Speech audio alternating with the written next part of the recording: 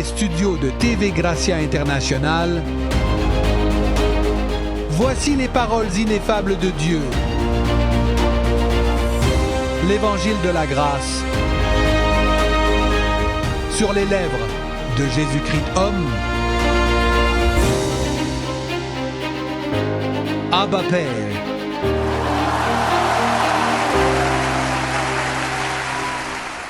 Ma bien-aimée, ma chère Église, élue, choisie, prédestinée depuis avant la fondation du monde. Gloire, gloire, gloire pour ces belles vérités. Le thème d'aujourd'hui est l'esprit et le corps. L'esprit et le corps, nous sommes des duos. Nous ne sommes pas trinitaires. C'est l'esprit et le corps. Certaines personnes pensent que nous sommes trinitaires parce qu'il est écrit esprit, âme et corps. Non, l'âme est ce que votre corps représente, mais toi, tu es un esprit vivant dans un corps. Tu es un trésor dans un vase de terre. Tu n'es pas deux vases de terre. Un seul trésor dans un vase de terre, et identifions comment Paul se réfère au corps et à l'esprit. Tournons-nous vers Romains chapitre 7, verset 14. C'est par là que nous allons commencer aujourd'hui. Il est dit, verset 14, « Car nous savons que la loi est spirituelle, mais je suis charnel, vendu sous le péché. » C'est pourquoi l'apôtre Paul dit ici que si la loi est spirituelle et que je suis charnel, alors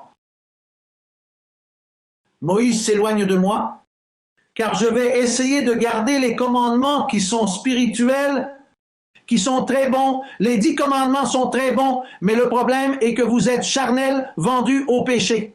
La meilleure chose à faire est donc d'utiliser la loi comme un miroir, mais que Moïse s'éloigne de moi, car je ne pourrai pas t'exaucer. C'est pourquoi le Christ est mort, pour l'accomplir à votre place, pour l'imputer à votre esprit, afin que vous découvriez votre véritable identité.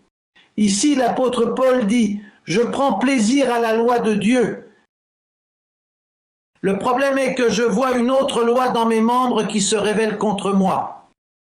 Eh bien, et c'est dit dans le verset, c'est dit comme ça, je ne suis plus moi. Il dit, le verset, il dit, verset 17, regardez ce que dit le verset 7 de l'Épître aux Romains, 17, afin que ce ne soit plus moi qui fasse cela, mais le péché qui habite en moi. Ce n'est plus moi qui fais cela, mais le péché qui habite en moi. On dirait que Paul dit, pas moi. C'est pourquoi dans le système, lorsque ces prédicateurs du système, quand quelque chose de mal leur arrive, disent « Non, non, ce n'est pas moi, c'est le diable qui me l'a fait faire ». Parlons un peu de cela parce que l'apôtre doit diviser votre véritable identité. Il doit diviser votre corps et votre esprit. C'est pourquoi nous allons à lire ce chapitre 7 parce qu'il y a là une belle révélation de confort, de sainteté qui va nous aider à être meilleurs. Il est dit dans le chapitre 7, versets 21, 25, regardez comment c'est dit. Lisons tous ces versets. Donc moi, voulant faire le bien, je trouve cette loi, que le mal est en moi. Car selon l'homme intérieur, je prends plaisir à la loi de Dieu. Mais je vois dans mes membres une autre loi qui s'oppose à la loi de mon intelligence et qui me rend captif de la loi du péché qui est dans mes membres. Malheureux que je suis, qui me délivrera de ce corps de mort? Je remercie Dieu par Jésus-Christ notre Seigneur. Je suis donc moi-même avec l'esprit. C'est cela, l'esprit et le corps. Avec l'esprit, je sers la loi de Dieu, mais avec la chair, la loi du péché. Voici donc ici ce à quoi l'apôtre nous invite à diviser notre esprit, notre véritable identité, l'esprit qui est synonyme de l'âme. Alors, comment diviser ces deux-là pour que tu aies une identité saine à ton égard, que vous puissiez dire « Je suis un trésor ». Je suis une personne décente, je suis une bonne personne, je suis une personne parfaite. mais avec un véhicule qui s'appelle le genre diable, qui me fait commettre les erreurs que j'ai commises. Et tout ce qui m'est arrivé de toute ma vie, mais en elle-même, ma véritable identité est une... C'est pourquoi Paul dit à l'assemblée des esprits, juste rendu parfait. Dites avec moi, je suis parfait. Je veux faire le bien, je vais faire le bien, mais le problème est le corps. Il est essentiel de comprendre la manière de gouverner. Et c'est précisément le sujet de notre exposé d'aujourd'hui. Combien de psychologie, combien de conférences, combien de cours de motivation les gens suivent et ils continuent à faire la même chose. Regardez, ce monde, comme ne me connaît pas et ne croit pas en ce que je dis, ce monde marche avec un genre malin, mais ils ne savent pas qu'ils peuvent se diviser de ce mal qui est en eux par la grâce, par la science de la grâce. Et puis, l'idée est de séparer l'esprit du corps charnel afin que nous puissions vivre dans l'esprit. Une fois que cela est divisé, alors vous découvrez votre véritable identité, que vous n'êtes pas un drogué, vous n'êtes pas un alcoolique, vous n'êtes pas la personne que vous étiez avant, vous n'êtes pas le voleur. Non, non, vous êtes un esprit parfait, mais par ignorance, parce que si vous n'avez jamais entendu l'Évangile, vous ne pouvez pas faire la différence entre les deux. C'est pour ça que Paul termine en disant... On peut reprendre le verset 25 du chapitre 7. Il dit « Je remercie Dieu par Jésus-Christ notre Seigneur. » Donc moi, par l'Esprit, je sers la loi de Dieu, mais par la chair, si j'essaie d'utiliser ma chair, je finirai par servir la loi du péché. Parce que il n'est pas nécessaire de pécher pour être reconnu pécheur. Tu es un péché ambulant. Ton corps est un corps mauvais, un corps de péché. C'est pourquoi l'apôtre nous donne ce conseil. Regarde, ton corps représente la loi des œuvres, ton esprit représente la loi de la foi. Par l'esprit, vous vivrez par la foi. Par le corps, vous allez vivre par les œuvres. C'est pourquoi chapitre 8, dans le chapitre 8 des Romains, regardez ce que dit le premier verset. Il dit « Il n'y a donc maintenant aucune condamnation pour ceux qui sont dans le Christ Jésus, qui marchent non selon la chair, mais selon l'esprit, selon la pensée. Il n'y a certainement pas de condamnation pour nous si nous savons déjà qui nous sommes. Mais celui qui ne sait pas comment diviser cela trouve la condamnation chaque jour, chaque semaine. C'est pourquoi, dans les églises du système, les gens passent leur temps à l'autel à pleurer et à dire « Je ne peux pas, Seigneur, pardonne-moi. Si le Christ vient, je reste, parce qu'ils se voient dans le péché. Ils n'ont pas la capacité de séparer le corps de l'esprit. Et donc, quand ils se voient ensemble, parce qu'ils jugent leurs mauvaises actions, ils ont une mauvaise conscience. 2. Et ils pensent qu'ils sont mauvais, qu'ils sont des pécheurs. Ils ne peuvent pas. Ils essaient, mais ils ne peuvent pas. Parce que c'est une science, que ce n'est que lorsque vous séparez l'esprit du corps que cela va vous aider. Lisons-le.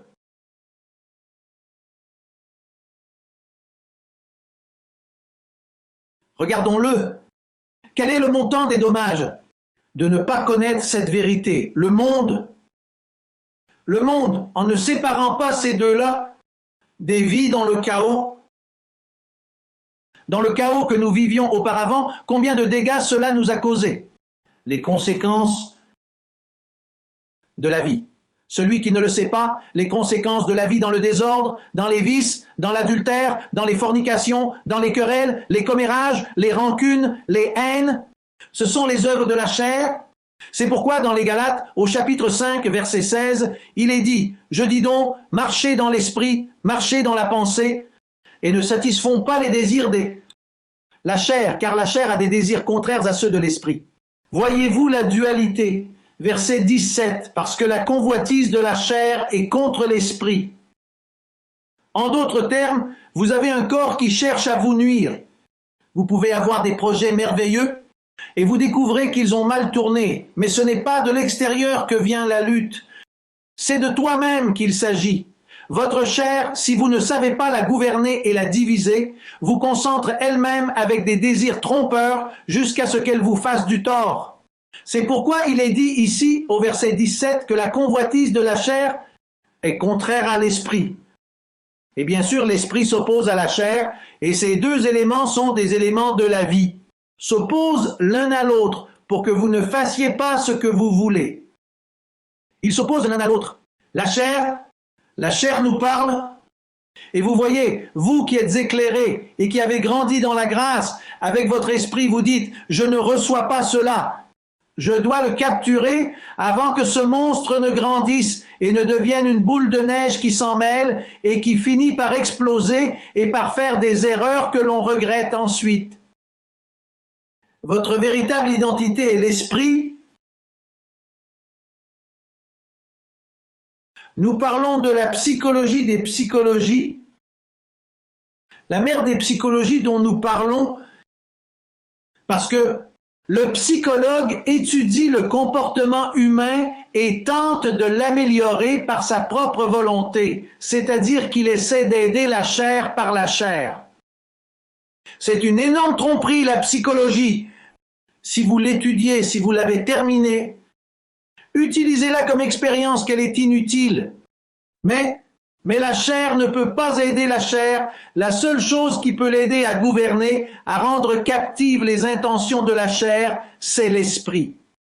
Mais l'esprit, je veux dire l'esprit, les gens pensent que marcher dans l'esprit, c'est marcher dans une position mystique, à genoux et faire une série de choses. Et je suis dans l'esprit. Non, l'esprit est une connaissance que l'esprit utilise. L'esprit se nourrit des 14 épîtres de Paul, de ce qui est écrit, en identifiant qui vous êtes vraiment. Le monde n'a pas connu cela. Et il marche dans les ténèbres. Nous, regardez, comme le papillon qui naît d'un ver, il est d'abord un ver. Puis il se métamorphose, s'envole et devient un autre être. Et comme le serpent qui mue, il mue son corps physique, le moment arrive. Je me souviens qu'il y a quelques années, sur la clôture de ma maison, j'ai vu un serpent. Et quand j'ai regardé de près, c'était la peau. Elle a mué. Le serpent est parti avec un autre corps et a laissé son corps en haut de la clôture. C'est comme le satellite qui s'élance dans les cieux et transporte une navette qui le propulse. Mais cette navette se sépare ensuite du satellite, le satellite va sur la Lune et la navette tombe dans la mer et disparaît, s'enfonce dans la mer. Ainsi, grâce à la science de la grâce, nous devons apprendre à diviser ces deux éléments. Naturellement, ce n'est pas pour toi de dire maintenant, eh bien, alors je vais laisser mon corps partir à la dérive. Non, parce que ce que vous semez, récoltez béni. Vous êtes responsable de vos actes. Vous avez suffisamment souffert avec votre propre chair pour continuer à trouver des excuses. Vous ne pouvez pas dire, c'est l'évêque, c'est le collaborateur, c'est ma mère, c'est que je suis né pauvre, c'est que je suis né dans un quartier, c'est que mon père était comme ça, c'est que ma mère était comme ça. Vous avez tout à fait raison. Mais la révélation, c'est qu'il ne faut pas rester comme ça. Vous devez comprendre les deux sources qui sont en vous, l'une amère et l'autre douce. L'un est le genre diable et l'autre est le genre Christ. Regardez, même Jésus de Nazareth, en fait, au chapitre 7, il parle de ces deux divisions. Mais quand vous commencez à lire Romains 7, ce qu'il vous dit, c'est que vous êtes déjà d'un autre, celui qui a été ressuscité. Même le Christ a dû changer de corps, ce qui nous permet de comprendre qu'un jour nous serons revêtus d'un autre corps. Car il a quitté Jésus de Nazareth, qui, voyez-vous, vivait dans la faiblesse, et a revêtu du ressuscité, qui est tout-puissant. Et c'est là votre but, devenir comme lui, parce que nous sommes déjà comme lui dans la révélation et la connaissance. Nous sommes une congrégation de Christ, mais nous marchons encore Nous avons toujours le requin sur nous. Vous vous souvenez de ce produit qu'il vendait et qui montrait un homme portant un requin? Nous marchons avec ce corps et c'est votre responsabilité de vous en occuper. Chacun portera son propre fardeau. C'est ta responsabilité. Tu ne peux pas continuer à trouver des excuses pour vivre comme tu veux, béni, parce que ce que vous semez, vous le récoltez et vous allez le payer. Mais nous vous donnons les outils pour que vous ne continuiez pas à marcher comme ça, pour que vous puissiez sortir de la dépression, pour que vous puissiez sortir de ce style de vie qui vous fait honte. Ce style de vie qui essaie de vous conduire à la conscience du péché. Quand tu n'es plus un pécheur, vous êtes un esprit juste rendu parfait. Mais le corps, si vous ne le gérez pas bien et si vous ne le rendez pas captif de l'obéissance de Jésus, il apporte la culpabilité et vous pensez que la grâce ne fonctionne pas, mais la grâce fonctionne avec ceux qui la laissent fonctionner. C'est pourquoi Pablo, et ce n'est pas pour te culpabiliser, au contraire, c'est pour t'aider, pour que tu dises « je ne peux pas continuer à vivre comme ça, je dois trouver un autre style de vie, je dois changer d'amitié. En fait, il peut être béni, mais je n'ai aucun intérêt à le suivre. Même moi, j'ai dû me séparer de mes propres bénis. » Et ce n'est pas que je ne les aime pas, mais parfois vous devez choisir pendant que l'autre grandit, tandis que l'autre se développe, vous devez faire attention. Une congrégation d'esprit juste fait parfait. Tout le monde n'a pas grandi. Certains vont dans la trentaine, d'autres dans la soixantaine, d'autres dans la quatre-vingtaine. Et alors tu dois trouver un moyen de te défendre pour vivre une vie plus sage. Regardez ce que dit la deuxième épître aux Corinthiens, chapitre 5, verset 3. C'est ainsi que nous serons trouvés vêtus et non dépouillés, car nous aussi qui sommes dans ce tabernacle, nous gémissons dans l'angoisse, parce que nous ne voulons pas être nus, mais revêtus. Revêtu, ce vêtement, tu l'avais dans l'esprit quand vous étiez dans votre esprit sous forme d'esprit. Puis tu as été revêtu de chair parce que les enfants ont participé à la chair. Tu étais déjà un fils, mais tu as pris part à la chair, en ce sens que tu as pris part à la chair. Tu es devenu nu sans ces vêtements. Maintenant, dit-elle, mais habillé, pour que le mortel soit absorbé par la vie. C'est pourquoi cet évangile a mis en lumière l'immortalité, car nous savons déjà que c'est le moyen de nous revêtir de l'immortel, et nous gémissons. Apôtre, et pourquoi est-ce ainsi? Pourquoi? Pour que tu veuilles être revêtu. Cette situation que tu as et que j'ai, sachant que l'homme intérieur se réjouit, que tu ne veux que faire le bien, il va se produire un lavage sur la face de la terre, que les gens vont mourir, et les gens meurent par dizaines dans les catastrophes qui se produisent, mais cela vient comme une étoupe, dit Isaïe. Tu as vu ces boules d'herbe dans les déserts, que le vent les emporte? Comme cette soupe sera nettoyée la terre des méchants. C'est bon d'avoir, c'est bien d'être bon, n'est-ce pas? C'est bien d'avoir de bons voisins, que tu n'aies pas à t'inquiéter, que s'ils ont volé un enfant, qu'ils t'ont agressé, s'ils ont tué tant d'accidents, tu sais pourquoi? Parce qu'ils n'ont pas l'espoir que toi et moi avons. Le monde est actuellement dans un état chaotique, mais bientôt un lavage est à venir. La parole va courir et les méchants seront retirés de la terre, et seuls les justes demeureront sur la surface de la terre. Avec des corps revêtus de cette gloire, nous gouvernerons ici sur cette terre. C'est ce que l'on souhaite. Des communautés entières, bonnes, tant de gens qui marchent dans les œuvres de la chair, que vous et moi les avons. Regardez, si vous lisez Galates au verset Galates 5, verset 19. Regardez ce qui est dit. Et manifestes sont les œuvres de la chair. Mettez-le là, manifestes sont les œuvres de José Luis. De la chair. Manifestes sont les œuvres de l'infâme. Manifestes sont les œuvres de tout. Toute chair. La chair ne profite à rien. Béni. Tu es un esprit parfait, mais la chair, tu dois l'apprendre.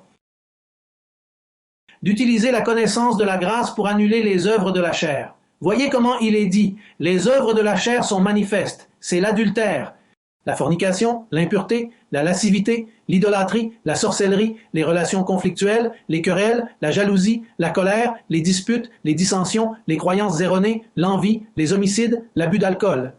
Écoutez, vous et moi avons ces choses. Paul a dit, quand je veux faire le bien, je trouve cette loi, pas un sentiment, cette loi, que le mal est dans ma chair. Vous et moi avons donc la même chose que le monde. Seulement vous et moi avons été choisis parce que nous sommes prédestinés pour lui ressembler.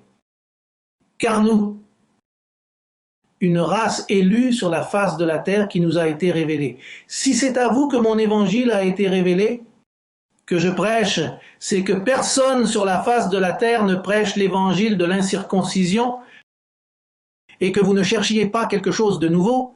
Dieu l'a d'abord donné à Paul et l'a laissé comme fondement, afin que je n'apparaisse pas maintenant en train de dire de nouvelles choses. Non, je dis ce qui est déjà écrit, mais qui ne se révèle qu'à des personnes choisies, à des trésors qui lui sont réservés, parce que le monde est en proie au désordre de la chair,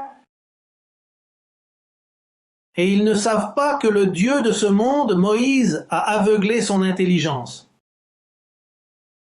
C'est le Dieu de ce monde. Moïse a reçu un ministère de mort. Imaginez cela. Un ministère de mort pour donner vie à la mort qui est en vous. Mais la grâce nous a déjà couverts et nous ne sommes pas sous la loi. Nous sommes sous la grâce. Par conséquent, nous sommes un peuple spécial, une race élue. Dieu nous a choisis pour cela. Regardez ce qui est dit dans la deuxième épître aux Corinthiens, chapitre 4, verset 4. Au verset 3, il est dit, « Mais si notre évangile, l'évangile de Paul, l'évangile de l'incirconcision, mais si notre évangile est encore caché, sous couverture, parmi ceux qui périssent il est caché. Chez eux, le Dieu de ce siècle, Moïse, a aveuglé l'intelligence de ceux qui ne croient pas, afin que ne brille pas sur eux la lumière de l'évangile de la gloire du Christ, qui est l'image de Dieu. » C'est l'image de Dieu, l'évangile de l'incirconcision. Ce que je vous prêche, c'est pour que vous voyiez votre image. Ce que je vous prêche, regardez, c'est un miroir pour voir le diable dans votre chair et un miroir pour voir le diable dans votre chair, pour que vous puissiez voir la gloire de ce que vous êtes en esprit. C'est pourquoi nous devons. Un jour viendra où nous nous libérerons comme le papillon se libère de la chenille. Pour l'instant, nous avons de l'espoir. Pour l'instant, dit Paul, si nous marchons dans l'esprit. Je veux dire, si nous vivons par l'esprit, marchons également selon l'esprit. Si nous vivons selon l'esprit, continuons notre marche. Réalisons-le en connaissance de cause. Ne rampons plus car nous ne sommes plus des vers. Ce ver m'a fait tant de mal. Et t'a-t-il fait mal, béni? Mais tu ne veux plus ramper. Ce que tu désires, c'est de te libérer de ton cocon et devenir un magnifique papillon. Ce que tu veux, c'est changer de corps et en avoir un nouveau. Je t'ai marié à celui qui est ressuscité. C'est ton but pour y arriver. Allez, d'être comme lui à cet égard. Je vous recommande donc d'arrêter de souffrir et de commencer à régner. Commencez à régner dans la vie. L'eau bénite ne vous aidera pas. Faire beaucoup de prières ne vous aidera pas. Vous pouvez vous mettre à genoux, vous pouvez jeûner pendant 40 jours, vous pouvez aller voir un psychologue. Ils peuvent vous donner des cours de psychologie. Le petit garçon peut être traité de cette manière. Mais regardez, ce qui ne va pas est mal et les êtres humains ne vont pas y remédier. L'éducation, l'homme ne répare pas. La seule éducation qui vous rendra heureux, qui vous aidera, c'est la grâce. Cette semaine, j'ai reçu de si beaux témoignages, si beaux, de personnes qui ont été abusées et comment la grâce les a relevées, des personnes qui ont été blessées par les pères, par les mères, par les frères, par les oncles et les tantes. Mais la gloire de l'évangile du Christ est venue et aujourd'hui, ils vivent, ils règnent Ils vivent pleinement dans le Christ Jésus. Je vous dis donc au revoir, à vous momentanément, jusqu'à la prochaine conférence, qui est garantie de vous emmener vers une autre gloire. Marchez bénis. Marche, règne dans la vie que tu peux, parce que tu le peux, car vous êtes éclairés et vous êtes bénis. À plus tard.